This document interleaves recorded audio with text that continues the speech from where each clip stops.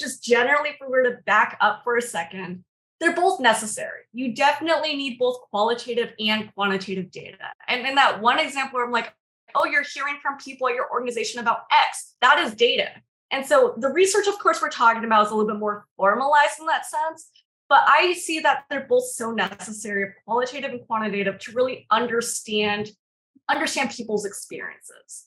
So the way I do view it, it is like either simultaneous or a virtual cycle where you can start with one or the other, but you need this other one to iterate. And what I mean by that, in my instance, is for a lot of the quantitative data pieces that I have looked at collecting or analyzing, for example, could be average values of like responses to a certain statement. It could be looking at correlations between two variables, but all of these really set the landscape.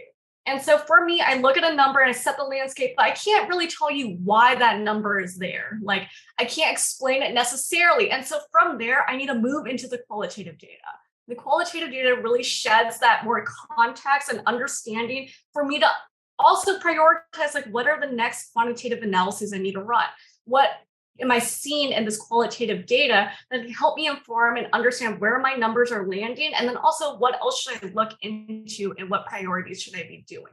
And so I really think they're both so necessary to understand the landscape.